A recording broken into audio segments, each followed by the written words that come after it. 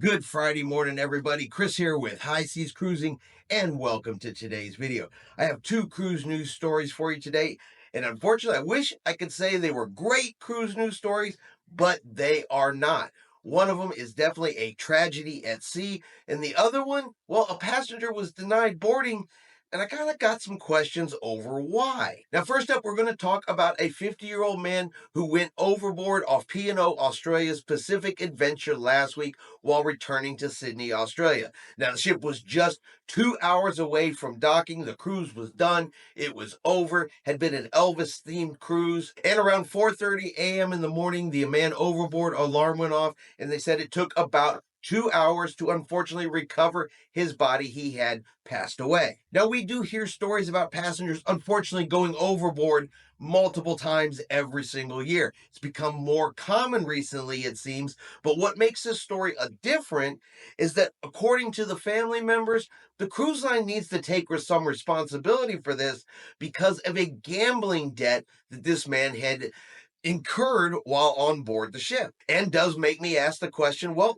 is the cruise line responsible for your gambling debts? If you go into the casino and you spend your money, you lose your money, is the cruise line now required to take some type of responsibility because of your losses? It is a generally known fact that the odds are usually always in the favor of the casino. And while people do win in the casino, I'm pretty sure more people lose money, maybe break even, than actually win anything really big in casinos, whether it's on land or at sea. Now, according to the story, he had lost $5,000 in the casino. He was cruising with his mother. He borrowed the money from his mother to pay off that $5,000, then went and lost another $4,000 the next night in the casino, for a total of a $9,000 loss. And it is this loss that caused him to then jump overboard over the side of the ship.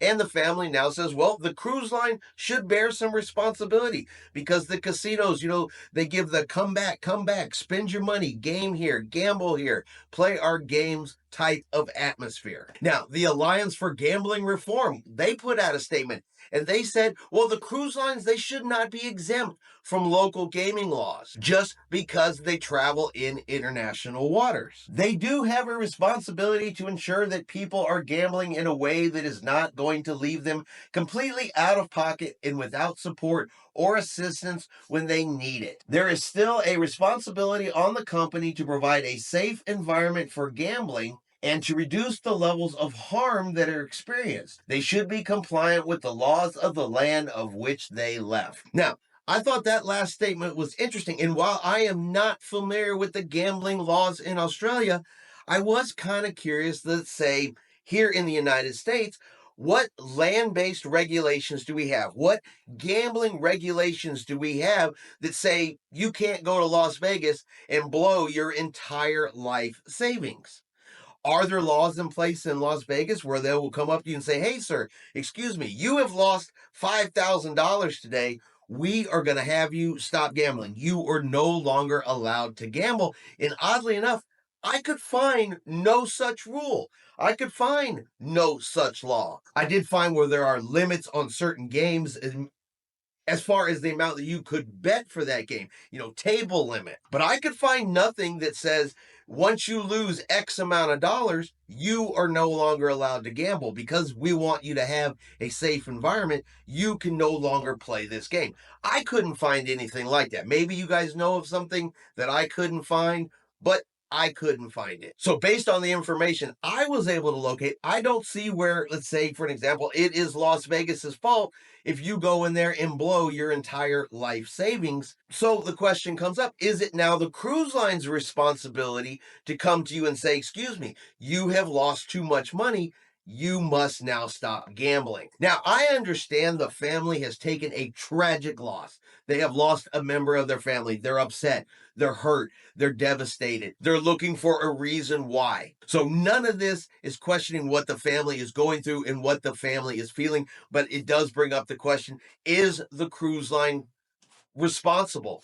Is it the gambling rules on board the cruise ships Are they responsible? Is this something that should be changed? Or as people going into a casino, knowing the odds are not in our favor, is it our responsibility to judge what we can afford to lose, what we can't afford to lose? Is this really an issue of personal responsibility? And finally, we have a 69-year-old man who was denied boarding on board his cruise ship over his wheelchair. Now, I do want to say right here at the beginning, this did not happen in the United States. So the rules that we have here do not apply in other countries. Different places have different rules and different regulations. But after reading the story, I don't know, to me, and again, this is just me based on what I know, seems like this should have been an easier fix than it was. So this was on a P&O cruise sailing out of Southampton over in UK. The family was ready to board the ship.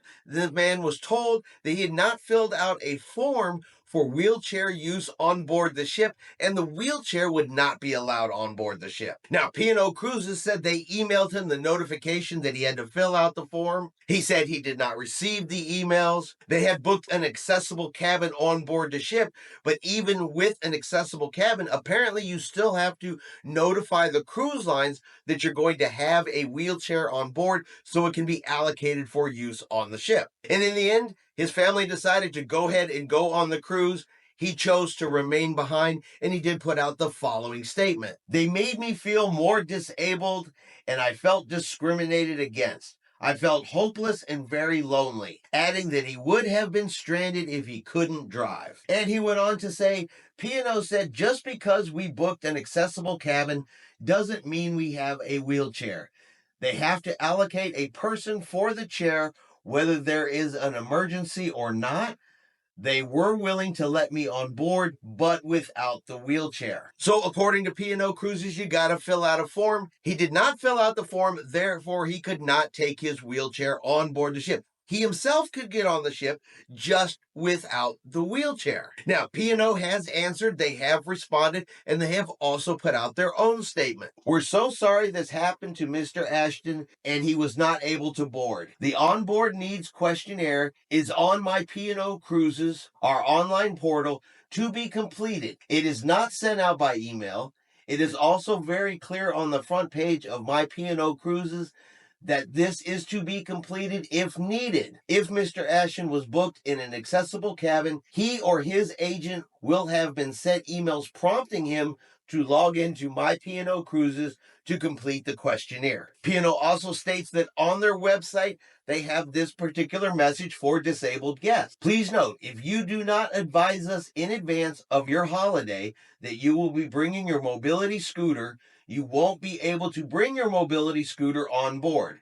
There are no storage facilities available for devices that are denied boarding, so this could also result in you being denied boarding. So according to P&O, if you don't let them know in advance that you are going to have some type of mobility device on board the ship, that they can deny your device boarding on board the ship. So you could show up just like this gentleman did in your wheelchair. P&O says, hey, we didn't know you were bringing a wheelchair. You cannot bring this wheelchair on board the ship because you did not let us know in advance. Now, I understand cruise lines have rules. It's in their contracts. You have to follow them. And again, I don't know all the rules that P&O may have for sailings going on over in Europe. But I guess my only question to this would be, is this not something that could have been taken care of right then and there? Could he have simply not filled out the form right then and there? I'm trying to think of what reason would you have to declare that you're bringing a wheelchair on board that would affect your ability to get on board the ship. Now, the only thing that comes to mind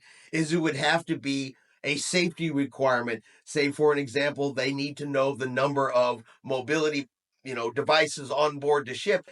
Is say they had to use the lifeboats. You had to do, abandoned ship type situation. I could see where then they might need to know that. But how far in advance would they need to know that? As long as they knew that, okay, we have 3 people in wheelchairs on this ship. In case something happens, we need to make sure that they are accounted for. That would be the only reason, at least I can think of off the top of my head, as to why this would be an issue on board. So here's my question. Perhaps somebody out there is done a lot of sailings from overseas, is more familiar with P&O and why this requirement exists. Maybe you can answer the question, why is it like this? Why do they have to give advance notice? And why is this something that couldn't be handled at check-in? Oh, I see you have a wheelchair, sir. Let's go ahead and fill out this form right here, right now, and get you on board the ship. Why does it require this person to be denied boarding over something that, I don't know, at least to me, seems pretty small? But I could be wrong. All right, and that's going to be our cruise news video for today. If you've enjoyed today's video, do me a favor and hit that like button. If you haven't done so yet, do me a favor and hit subscribe. It is free to do so. Helps our channel grow. Let you know anytime we put out a new video. Hope everyone out there is having a really great day. And like always, we will see you out on the high seas.